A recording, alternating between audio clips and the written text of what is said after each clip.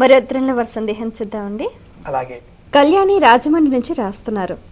సోదరుడికి సోదరి రక్షాబంధనం కట్టేటప్పుడు పఠించాల్సిన మంత్రం ఏమిటి, సవివరంగా తెలియజేయండి అంటూ రాస్తున్నారు.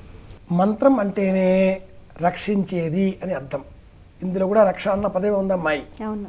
రక్షించేది అంటే నన్ను ఆపదల నుంచి రక్షించేది. ఆపదలు బయట ఉన్నాయా లోపల ఉన్నాయా?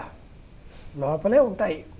మనలో ఉండేటటువంటి అహంకారము, మదము, మాత్సర్యము, కుళ్ళు, అసూయ ఇవన్నీ కూడా తొలగిపోవాలి.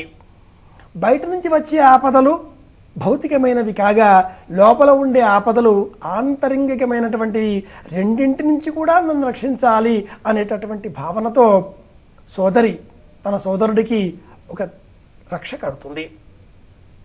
ఈయన బద్ధో బలిరాజా దానవేంద్రో మహాబల. ఇప్పుడు చెప్పుకున్నాం కదా, ఇదే శ్లోకం, ఇదే మంత్రం.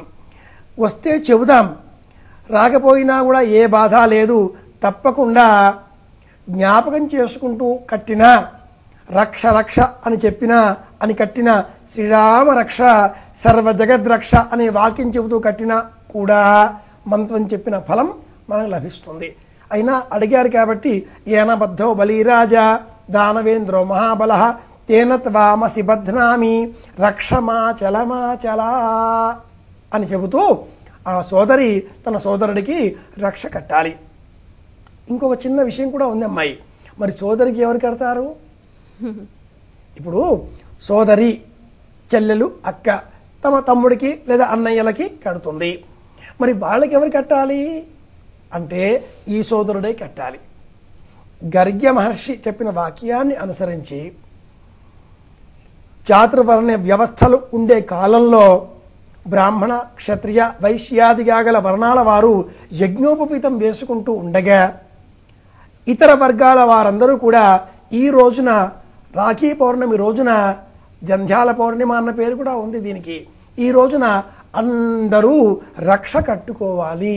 స్త్రీ బాల వృద్ధ అనే భేదాభిప్రాయాలు ఏవీ లేకుండా అందరూ కట్టుకోవాలి అంటూ వారు చెప్పారు కనుక ఆ వాక్యాన్ని అనుసరించి మనమందరం కూడా రక్ష కట్టాలి. ఆడవారికి ఈ విధంగా సోదరభావంతో ఉండే వీరు కట్టవచ్చు, వారు వీరికి వీరు వారికి ఉభయదారకంగా. ఇందులో ఉండే అంతరార్థం ఏమిటి అంటే కట్టే సమయంలో కట్టిన వ్యక్తి యొక్క బరువు బాధ్యతలను రక్షణలను కట్టించుకున్న వ్యక్తి స్వీకరిస్తాడు. ఇది గుర్తుపెట్టుకోవాలి. అలాగే ఒక అమ్మాయి మెడలో అబ్బాయి మంగళసూత్రం మెడకి కడతాడు, అది భార్యకి మాత్రమే. చేతికి రక్ష కడతాడు, ఇది సోదరీ భావంతో. కనుక రక్ష కట్టడం సర్వే సర్వత్రా అనుసరణీయము, ఆచరణ యోగ్యం.